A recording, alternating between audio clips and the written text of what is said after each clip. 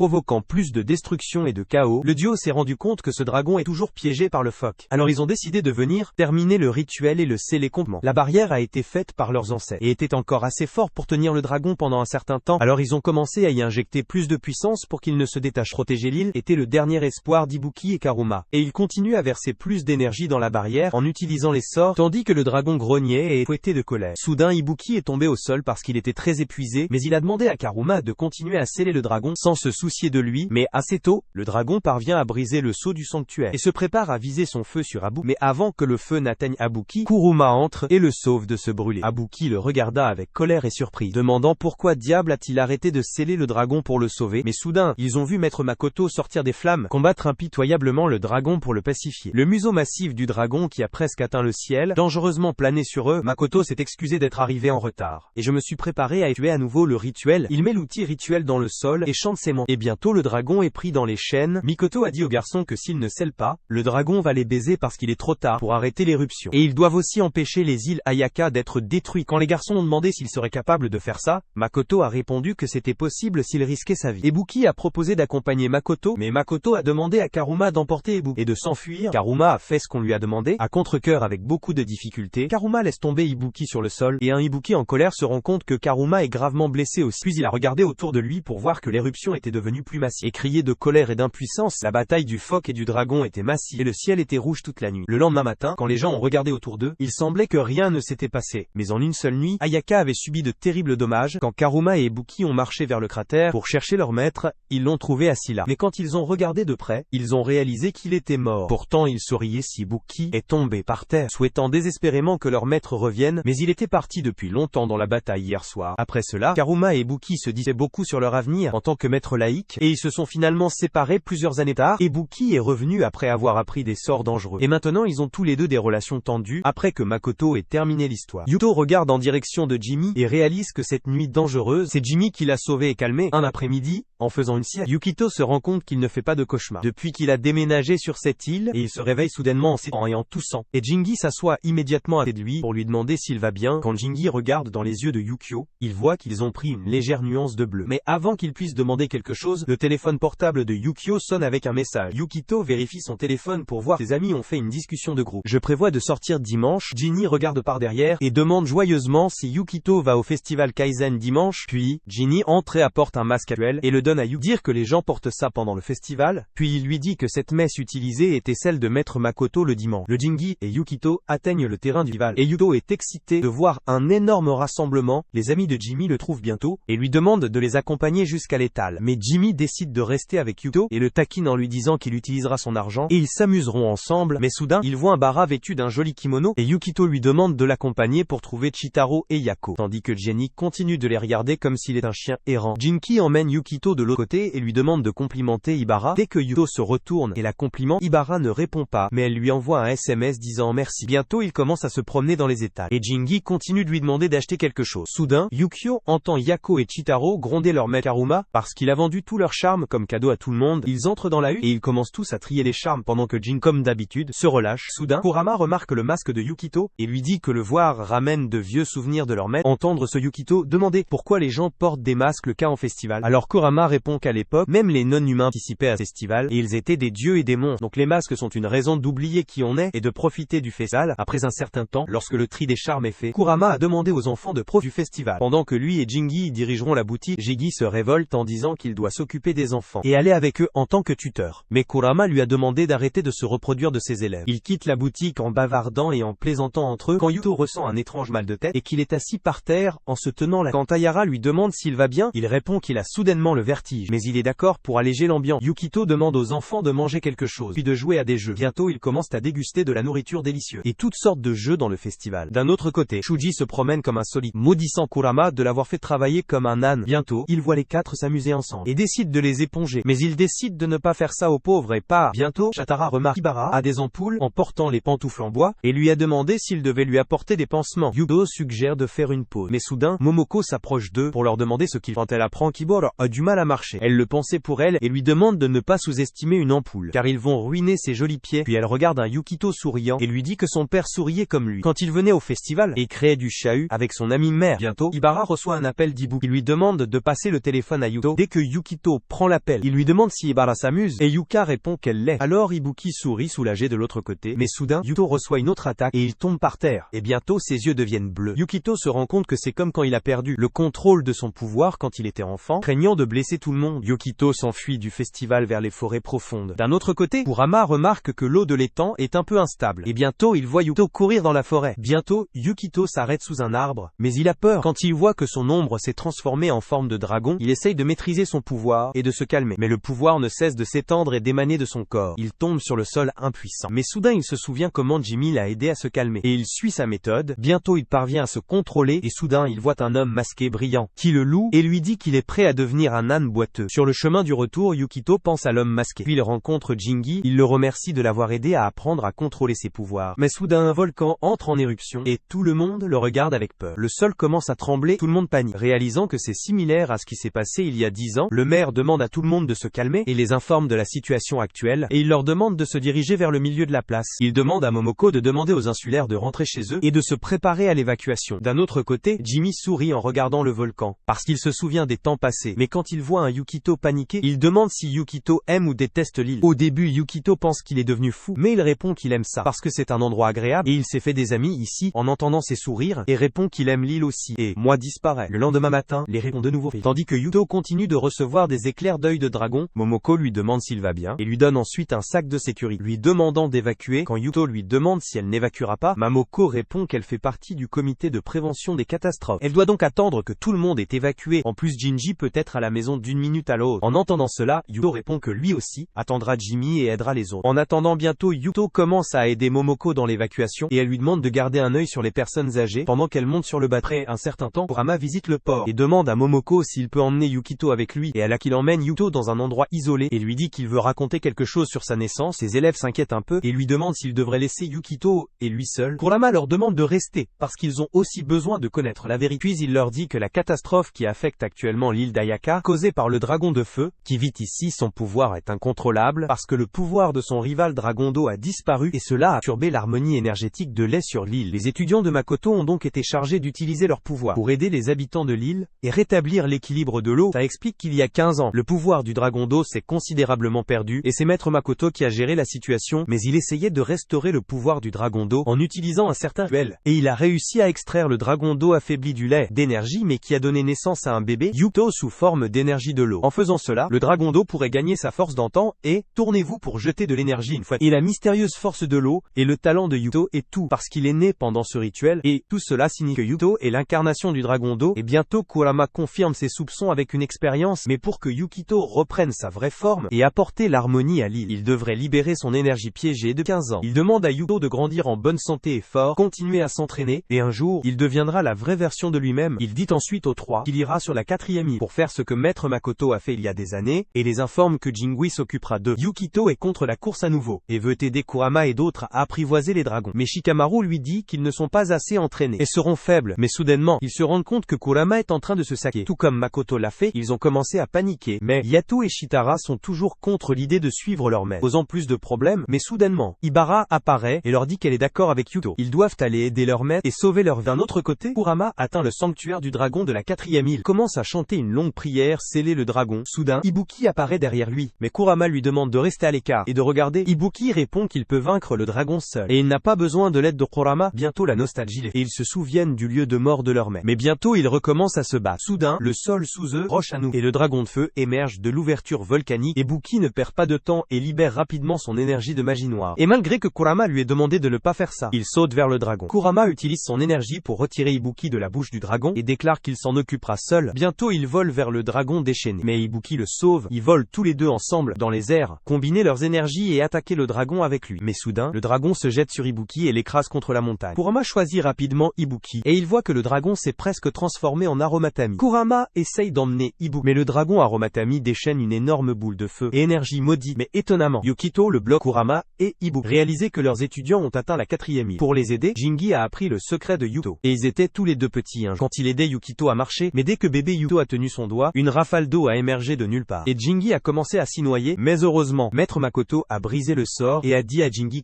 que Yukito est un peu spécial car son énergie hydrique très forte. Jingi et Yukito étaient compatibles parce que l'énergie de l'eau de Jingi est trop forte. Mais il a demandé à Jingi de ne pas le dire à Karuma et à Ibuki. Genie avait des discussions secrètes avec Makoto sur l'avenir de Yuto. Un jour, il a demandé si Yukito allait se transformer en dragon d'eau ou serait-il capable de le voir dans le futur. Bekoto a répondu qu'il serait stable jusqu'à ce qu'il ait l'âge de Buki et Kurama. Mais après ça, il devrait subir un rituel pour se transformer en dragon d'eau. Mais jusque-là, il a demandé à Genie de veiller sur Yukio. Mais quand Makoto est mort, Yukito a été envoyé à l'orphelinat du continent. Et selon le souhait de Makoto, il devait rompre les liens avec tous les habitants de l'île jusqu'à ce qu'il ait 15 ans. Mamoko ne voulait pas arracher le jeune Yuto à la famille de son père, mais Jingi leur a demandé de suivre les dernières volontés de son maître. Bientôt, Jingi a tristement dit au revoir à Yukito et a continué à croire en la décision de son maître. Mais depuis que Makoto était mort, Ibuki et Kurama ont été blessés, il a commencé à étudier pour devenir un bon maître. Et j'ai vite appris le sort de récupérer le dragon d'eau. Mais celui qui dira que le sort mourra, revenir au présent où Yukito et ses amis sont venus aider leur maître. Kurama leur crie dessus en leur demandant d'arrêter d'agir de son guide. Mais Yukito n'est pas prêt à bouger et il déclare qu'ils sont aussi des élèves de l'école de Makoto. Ibuki se rend compte qu'il est inutile de se disputer avec ses étudiantés. Alors il leur demande à tous de les soutenir avec leur pouvoir. Il ordonne à Ibara de diriger les enfants et finalement Kurama accepte aussi de laisser les enfants aider. Mais il leur demande de se sauver d'abord. Ibara ordonne à Yako et Shitaro de bloquer autant d'apps possible et elle ordonne à Yukito de l'aider à garder le dragon en place. Bientôt, Kurama et Ibuki sautent à nouveau sur le champ de bataille et leurs étudiants sont prêts à les soutenir. Le dragon Aromatami les attaque. Mais Buki saute rapidement dans les airs pour attaquer son museau, tandis que Kurama l'aide avec ses puissants sorts magiques. Voir la chance que Yukito utilise son énergie hydrique et Abara utilise des sorts de foudre pour maintenir le dragon en place. Le puissant sort de Kimura crée un dragon d'eau piège l'air de Metama. Et Abuki profite de cette chance pour frapper le dragon avec sa magie noire. Bras infusés. Les enfants sont ravis de voir vos maîtres se battre ensemble. Il y a un espoir. Ils pourront vaincre l'énorme dragon de feu. Le combat continue pendant un certain temps. Et ils font tous de leur mieux avec l'énorme énergie hydraulique de Yuto. Mais Kurama consent à ce que Yukito perde son... Alors il utilise le sort de Makoto pour enchaîner le dragon. Cependant, le dragon s'est transformé en Matami. Et bientôt il brise les chaînes. Alors Ibuki se transforme en démon comme un humain et attaque le dragon. Mais rien ne semble fonctionner sur le dragon. Alors Kurama dit aux enfants qu'il va les renvoyer alors qu'il a encore du pouvoir. Mais Yukito supplie Kurama de le laisser l'aider dans un bookmaker et tombe sur le sol soudainement. Jinji apparaît derrière lui et plaisante avec Yukito. Dire qu'il semble qu'il pleurera à tout moment. Il rassure Yukito qu'il est là pour le protéger. Il s'avère que Jimmy avait des notes de Makoto. Qu'il y a longtemps, l'un des dragons protégeant l'île s'est affaibli et l'autre s'est déchaîné. L'énergie électrique a été perturbée et les flammes ont éliminé les champs fertiles, ne laissant aucun endroit pour soutenir la vie. Mais un jour, un vieil ermite est venu et en échange de sa propre vie, il a restauré le dragon d'eau qui était sur le point de disparaître. Et bientôt, le dragon d'eau a établi l'harmonie avec le dragon de feu. Mais les années ont passé et les deux dragons sont tombés en disharmonie une fois de plus. Alors Bekoto a écrit le sort à sa manière pour restaurer son pouvoir. Make, cependant, avait prévu d'élever le dragon d'eau en tant qu'humain et puis restaurer son pouvoir en donnant sa propre vie, comme l'ermite l'a fait une fois. Jingi a pris la responsabilité sur lui-même parce qu'il n'a pas de parents et il n'a pas non plus d'attachement. Quand Jingi est allé prendre Yukio de l'école, il était très nerveux au début, mais plus tard il s'est rendu compte que les gars avaient grandi sans amis et mourraient probablement d'une mort solitaire. Mais le voir sourire a rendu Jingi très heureux, donc mourir pour lui le rendra aussi heureux. Et il avait renforcé sa détermination, et maintenant le moment est venu. Ikida a demandé à Jimmy où avait-il disparu, et il répond qu'il avait besoin de temps pour voler encore plus sa détermination. Jingi demande à Yuto s'il souhaite récupérer ses pouvoirs de dragon d'eau, et Yuto répond qu'il veut vraiment sauver les gens de l'île, ses amis et les gens qu'il aime. Pendant ce, Jinji libère sa puissante énergie de l'eau, et Kurama essaye de l'arrêter, parce qu'il sait ce que fait Jinji. Cependant, Yukito se retrouve dans un endroit étrange avec Jinji, et le gars l'informe qu'ils sont à l'intérieur de l'énergie Lei pour restaurer la puissance perdue du dragon d'eau. Il explique que pour faire ça, un grand maître laïque doit agir en tant que chef d'orchestre. Connecter l'âme du dragon d'eau à l'énergie laïque. Quand Yuto le regarde avec confusion, il explique que lui et Yukito ont une grande habilité et demande à Yuto de sauter, mais soudain, Yukito demande ce qu'il veut dire en agissant pour lui. Soudain, les choses commencent à devenir claires pour lui, et il a demandé à Jingi qu'est-ce qu'il fait. Et Jingi répond qu'il donnera sa vie à Yukito, et bientôt il prend sa main et saute dans l'eau. Dans l'eau, Yukito essaye désespérément de sauver Jingi, mais le gars tient la main de Yukito et transfère son âme dans son corps. Sur le champ de bataille, tout le monde regarde avec inquiétude Jingi alors qu'il s'effondre sur le sol, et une énorme vague d'eau s'enroule autour de Yuto. Soudain, Yukito se transforme en dragon de couleur bleue, avec une queue, l'eau qui coule, et se retrouve face à face avec le dragon de feu. Yukito reçoit des flashbacks et souvenirs joyeux avec Jingi. Il est venu sur l'île avec lui. Un jour, lui et Momoko découvert que Jingi avait grillé le seul poisson qui était censé être lui pour le dîner, et il l'avait avec son alcool. Quand Momoko lui a demandé de devenir un adulte responsable, Shingi a répondu qu'il vivra la vie comme il le souhaite, jusqu'au jour où il meurt. Cela signifiait vraiment qu'il savait qu'il mourrait à coup sûr très bientôt. Donc s'il voulait profiter de sa vie dans le présent, Yuto est devenu un dragon d'eau brutal, qui est impliqué dans un combat acharné avec un dragon de feu, à la fois se pousser et se tirer. Kurama fait une barrière autour des autres pour qu'il ne soit pas pris entre deux feux, et dit à tout le monde que les deux dragons essayent de maintenir l'harmonie d'énergie Lei. Et Yuki demande à Karuma si Yukito pourra revenir de ça, et il répond qu'il ne sait pas, parce qu'ils n'ont jamais su quel genre de sort leur maître a lancé sur Yukito. Donc une fois l'harmonie rétablie, alors seulement ils sauront si Yukito peut se transformer en humain ou non. Bientôt, les deux dragons s'en mêlent, et l'arôme apprivoise l'œil le dragon se ferme, et la corruption dans son corps le laisse lentement de côté. Kurama explique que Yuto rétablit sa circulation avec le dragon de feu. Bientôt, les Matami commencent à sortir du sol, et soudain, les deux dragons retombent dans le cratère. Soudain, Ibara voit Yukito debout à côté d'un Jingi mort, lui demandant de se réveiller. Sinon, il aura froid en dormant en plein air. Karema met une main sur son épaule, lui annonçant la mauvaise nouvelle du décès de Jingi, et Yukito crie son nom de douleur. Bientôt, commence à revenir à la normale, et Mamoko apprend la mort de Geni. Yuto par contre, s'est enfermé pour ne pas participer au service funèbre. Ses amis ont visité son service funèbre, rappelant les doux souvenirs qu'ils ont créés ensemble, et le maudissant de ne pas avoir parlé de son plan. Les autres sont également contrariés par la disparition soudaine de Jingi, se demandant s'ils le reverront un jour. Pendant ce temps, le maire va dans la chambre de Jingi pour se remémorer les souvenirs qu'ils ont fait ensemble. Il parle à sa photo, dire qu'il était une personne authentique sans prétention. Il a toujours été un enfant volontaire, et en tant que gardien il a eu du mal mais amusant à traiter avec lui. Mais il commence à pleurer, dire que tu n'aurais pas dû le laisser seul si tôt. D'un autre côté, Kurama rend visite à un Ibuki en détresse, et Ibuki lui demande s'il connaissait le secret de Yukito d'être un dragon d'eau. Kurama répond qu'il n'a appris ça qu'hier. Alors, Jingi demande comment diable Jingi le savait, et Kurama lui montre le journal de Makoto qui a été trouvé dans la chambre de Jingi. Les notes sont celles qui décrivent le sort jeté par l'ancien. Le maître laïque Makabono voulait probablement aussi utiliser ce sort, mais Jingi s'entraînait depuis la mort de leur maître pour aider Yuto. Un jour, pour sauver l'île, il s'est sacrifié. Quand Abuki demande avec colère pourquoi Jingi ne leur a pas dit, Kurama répond que Jingi voulait tous les sauver. Donc il ne leur a rien dit. Jingi savait que quelqu'un devait se sacrifier pour réveiller le dragon d'eau, alors il a jeté le sort et c'était un grand maître lait. Tout comme leur maître Makoto, entendre cet Ibuki s'en prend à Kurama. Dire qu'il ne se soucie de personne, tant que l'harmonie de l'île est rétablie, Kurama ne se retient pas cette fois. Répond avec colère qu'Abuki ne sait rien de lui, et même à l'époque, il n'avait d'autre choix que de quitter leur maître. Maintenant aussi, en tant qu'aîné, il est embarrassé, parce que Jinni a dû sacrifier sa vie à sa place. Ibuki s'empare de colère en disant qu'il est allé à la magie noire, parce qu'il voulait utiliser tout le pouvoir pour vaincre le Darn Haramatami, et sauve tout le monde. Bientôt ils commencent tous les deux à se battre avec les uns les autres violemment, mais leurs étudiants accourent, leur demander d'arrêter de se comporter comme des enfants. Soudain, Abuki commence à sangloter, dire qu'ils sont des perdants qui n'ont même pas pu sauver leurs propres amis. Après un moment, Monoko frappe à la porte de Yukito et lui demande s'il va bien, et Yukito commence à se blâmer pour la mort de Jimmy. Il lui dit que, parce qu'il était faible, Jimmy a dû abandonner sa vie pour lui. Momoko le serre dans ses bras, et répond qu'elle ne sait pas grand chose de la maîtrise de Lei, mais elle connaît très bien Jimmy. Si Jimmy était prêt à donner sa vie quelque chose, alors ça a dû être la seule façon de faire ça, donc Yukito ne doit pas se blâmer. Momoko rit de la bravoure de Jingi, dire qu'il était quelqu'un qui a vécu une vie sauvage, mais il a vraiment pris après son maître Makoto, puis elle a demandé à Yukito de voir Jingi pour la dernière fois, sinon il sera triste sans lui. Après un certain temps, Yukito suit un groupe de métamis sur le corps de Jingi, là où il voit le maire le remercie d'avoir sauvé l'île. Mais Yukito dit que tout le mérite revient à Jingui. Le maire verse des larmes, disant qu'il voulait envoyer Jingi et Makoto avec un sourire, mais c'est difficile pour lui, et le maire part. Laisser Yukito seul avec Jingi, Yukito se dirige vers Jinni et lui dit qu'il était très égoïste de mourir seul, et laisser tout le monde derrière, et maintenant ils ne peuvent pas vivre sans lui. Yukito s'en prend à lui, avec colère. Mais soudain, il est à nouveau téléporté dans le flux d'énergie Li. Là il voit Jinji crier son nom, lui demandant de l'aider, parce qu'il est emporté. Il lui a demandé d'utiliser ses tics d'appel de dragon d'eau pour le sauver. Mais Yukio ne sait pas ce qu'il devrait faire, et bientôt il est téléporté dans la pièce. Quand Momoko et le maire accourent, demander ce qui s'est passé, il répond qu'il est toujours possible de sauver Jingi, parce que son âme est toujours coincée dans l'énergie lait. Et il s'enfuit en se transformant à nouveau en un énorme dragon d'eau. Imuki et Kurama voient Yukito courir comme un. Alors ils le suivent en se demandant où il va en ce moment. Pendant ce temps, Yukito se transforme à nouveau en dragon d'eau, et se rend sur la 4e île, et détecte le Lee Stream. Là où il a vu Jinni pour la première fois, il se laisse tomber dans le cratère du volcan, et se retrouve bientôt dans le flux d'énergie de Lee, et commence à le chercher. Il décide de ramener Jingi à la maison, même si cela signifie le traîner par son col, mais soudain, une énergie rouge brillante le frappe. Quand Yukito se retourne, il voit un homme masqué, et il demande qui il est. Yukito demande soudainement s'il est son père, et il demande joyeusement s'il le reconnaît, et enlève son masque pour révéler son visage. Dakota dit à son fils qu'il était là tout ce temps pour garder le dragon sous contrôle, jusqu'à ce que Yukito se réveille et prenne les commandes. Quand Yuto demande s'il est toujours en vie, Mikoto répond qu'il ne pouvait pas battre un dragon dans un combat en tête à tête. Alors il est mort, mais maintenant, il est une âme partielle. Maniant patiemment le dragon de feu dans l'énergie lait, mais comme le dragon d'eau est plus important que lui, il s'est assuré que Yuto n'en pas en contact étroit avec dragon de feu. Yukito se rend compte que, afin d'affaiblir sa connexion avec le dragon de feu, son père l'a élevé comme un humain sur le continent. Mais si tout ce chaos n'était pas arrivé, alors ils auraient continué à vivre ensemble. Puis Makoto a demandé à Yukito pourquoi il était venu à la fusion en direct. Et Yukito demande rapidement s'il sait où est Jingi. Makoto répond qu'il l'a vu coller à son bâton il y a quelque temps, qu'il a fait comme un point de repère il y a longtemps, mais on dirait qu'il a été emporté. Yukito lui a demandé de l'emmener chez son Jingi bien-aimé, qu'il puisse le ramener. En entendant ça, Makoto répond que, puisque Yukito est le dragon d'eau, il attendait qu'il grandisse et s'habitue à l'énergie lait, mais maintenant qu'il est prêt, il a demandé à Yuto de le suivre. Il nage pendant un certain temps, mais Yukito reste derrière, parce que l'énergie lait est un plus puissant, et Yukito doit rattraper son père. Makoto a demandé à Yukito de ne pas résister au flux, sinon il finira par faire que je suis un gâchis. Donc nous devrions nous joindre aux autres vies cool ici, et suivez le courant. Bientôt, Yukito utilise ses compétences de maîtrise lait, commence à couler librement. Makoto est soulagé que Jingi n'ait pas fini par lui apprendre des conneries. Après tout, Yukito demande si Makoto le considère comme son ex, et le vieil homme répond que, quelles que soient les origines de Yuto, mais depuis qu'il l'a accueilli, il sera toujours son père. Par contre, Kurama est occupé à prier, et Abuyuki demande à ses élèves ce qu'il fait. Les étudiants répondent que Yukito est de nouveau entré dans le canal de l'énergie vitale. Alors leur maître fait un rituel pour son bien-être, et Buki répond que le fleuve de la vie est un cours d'eau dangereux, et le simple fait d'être là fait perdre conscience à quelqu'un, tout le monde ne peut pas y résister. Kurama ouvre les yeux, et répond qu'il est d'accord avec le bookmaker, disant que même un capitaine chevronné peut être perdu dans une tempête de mer. Et Buki dit que Yukito s'est transformé en dragon d'eau. Il n'y a donc aucun moyen qu'ils ne comprennent pas les risques. Soudainement, de nombreux animistes de l'air commencent à apparaître de nulle part, et Kurama se rend compte que son appel doit être de convoquer une énergie indésirable de l'intérieur de l'énergie lait. Voyant que Karuma sera interrompu par ses invités indésirables, Abuki se prépare avec son arme pour les combattre, et les étudiants se préparent à le soutenir. Pendant ce temps, Yuto et Makoto trouvent une tête verte bruyante, se noyant presque dans le flux d'énergie lait. Criant le nom de Yuto et lui demandant de l'aider, Yukito le tient avec son col et le soulève. Et Jingi est soulagé de revoir son frère. Yukio le regarde avec des yeux en colère. colère, disant qu'après avoir déclenché une tempête tout seul, Ginny est allé mourir seul, sans se soucier de ce que tout le monde ressent. Surtout de ce que ressent Yukio. Jingi fait la moue, et demande qu'est-ce qu'il était censé faire sinon se sacrifier. Alors Makoto lui donne un coup de poing et lui dit qu'il aurait perdu beaucoup. En tant qu'élève, il dit à Jingi qu'il n'avait pas à se sacrifier pour sauver une île, et que ce sort n'était qu'une mesure d'urgence. Il explique que si Yuto ne se serait pas transformé en dragon, ensuite Jingi aurait dû quitter l'île pour brûler, parce que c'est la méthode de la nature pour mourir et se régénérer. Puis Jingi a demandé à Yuto comment ils allaient le reprendre. Et Yukito répond: pensez que vous seriez capable de le tirer et de le sortir de l'énergie lait, mais ramener un mort n'est pas une tâche facile. Cependant, Makado dit à Yukio qu'il peut le faire en croyant en ses capacités. Il lui rappelle qu'il n'était pas absorbé par le flux d'énergie laïque parce qu'il n'a pas abandonné. Yukito a demandé à Jimmy s'il souhaitait retourner chez lui. Et Jimmy répond qu'il souhaite toujours manger et boire des choses savoureuses, discuter avec ses amis, prendre l'argent de Yuto et aller pêcher. Yukito soupire et demande s'il peut trouver de meilleures raisons que ça. Alors Jingi lui demande de se taire parce qu'il n'y a rien de mal à s'amuser. Yukiko dit qu'il était tellement pris à arriver ici qu'il ne savait pas de quel côté était l'île. Alors il demande à Makoto. Makoto répond qu'il a brisé son seau quand il a sauté à l'intérieur du lac volcanique et ce n'est qu'à cause de ce saut qu'il a eu une idée de l'endroit où se trouve l'île. Entendre ce génie panique et ils commencent tous les deux à se chamailler comme des frères perdus depuis longtemps. Mikado leur demande de se détendre parce qu'ils retrouveront leur chemin dans 50 à 60 ans. Mais soudain Yuto sent quelque chose, alors il prend le bras de Jenny et suit l'énergie. Dès que Yuto donne un signal de l'intérieur, Kurama le sent de l'extérieur et dit à tout le monde qu'il a trouvé Yukito à l'intérieur. Jingi dit à Yukito que les autres essayent de les sortir de la sortie en les voyant. Makoto pleure, réalisant que Yukito et Jingi sont toujours forts comme des frères et il les serre dans ses bras en disant qu'ils ont tous les deux travaillé très dur. Puis il les pousse vers la sortie. Jingi essaye d'emmener Makoto avec lui-même, mais Mikoto refuse, disant qu'il ne peut pas partir parce qu'il vit ici depuis longtemps, qu'il doit garder la compagnie de conduite de feu. Yuto a demandé à Jangi de lui tenir la main et il commence à l'emmener contre le courant d'énergie de lait. Soudainement, Yukito voit le seau se briser à nouveau et une main émerge de là, les tirant tous les deux à l'extérieur. Il s'avère que c'est Ibuki de son mieux pour les sauver, car il ne peut pas se permettre de perdre à nouveau des gens proches de lui. Il parvient à utiliser toute sa force, mais soudain, l'emprise d'Ibuki se relâche sur la main de Yuto, et ils recommencent tous les deux tomber dans l'eau. Soudain, Yukito voit une balle jaune et demande s'il est le dragon de feu, et le dragon répond par un oui. Yukito rassure le dragon qu'il restera avec lui sur l'île, et s'assure qu'il n'est pas seul, et le dragon répond qu'il l'attendra bientôt. Il revoit le bras d'Abuki, et il crie le nom de Yukito, et le sort. Yuto se réveille et cherche Jingi, mais il n'est pas là avec lui. D'un autre côté, Jingi se réveille dans sa chambre funéraire et effraie la mère de Momo. Juste en entrant dans la pièce pour servir un verre à son âme, quand le vieux maire entre dans la pièce, il tombe sur ses fesses. Surpris que Jingi soit vivant et reste, le vieil homme perd son cerveau, commence à crier après son ami. Les portraits de Makoto disant qu'il a vu un fantôme de Jingi, pendant que Jingi prend le verre de Mamo et s'exclame qu'il se sent à nouveau vivant. Pendant Kimbera continue de vérifier heureux Yuto s'il va bien, en disant qu'elle ne sera pas surprise, jusqu'à ce qu'elle vérifie chaque morceau de lui. Yukito remercie ses amis d'être restés avec lui tout ce temps. Kurama et Abuki semblent s'être à nouveau entendus, et Abuki lui demande de demander son aide, et ils peuvent se battre ensemble, si l'enfer les perd à nouveau. Le lendemain matin, le maire sort Jimmy de la maison, l'exhortant à expliquer sa survie à ses amis. Dès qu'ils le voient, ils se précipitent pour le serrer dans leurs bras. Incapables de retenir leurs larmes de soulagement, leurs émotions se transforment rapidement en le réprimandant pour avoir causé une telle détresse. Les retrouvailles sincères apportent à chacun un sentiment de fermeture et de joie, marquant un nouveau départ pour leur communauté. La vie revient progressivement à la normale sur l'île d'Ayaka. Ibuki prend en charge la première île, montrant des signes de maturité. Grâce à l'influence de Kurama, il adopte les anciennes méthodes de son défunt maître, démontrant un nouveau sens des responsabilités. Yuto reprend sa vie de lycée, rejoignant les deux autres étudiants d'Ibara et Kurama. La vue de Yuto dans son nouvel uniforme excite tout le monde, symbolisant son nouveau départ. Jimmy cependant montre peu d'intérêt pour les célébrations, revenant à son habitude habituelle de boire et de profiter de la vie à sa manière insouciante. Au fil des jours, l'île prospère dans sa routine paisible. Victoria prend la décision sincère de rester sur l'île d'Ayaka, s'engager en permanence dans une vie dans l'endroit qu'il considère désormais comme sa maison. Chaque personnage trouve son propre chemin, façonné par ses expériences et renforcé par ses liens. L'île tranquille, autrefois perturbée par le chaos et l'insude, se repose désormais en harmonie. La communauté se reconstruit avec résilience, embrassant à la fois le passé et l'avenir. L'île d'Ayaka est un symbole d'espoir et de renouveau, un endroit où la vie continue, renforcée par les épreuves que les gens ont endurées ensemble.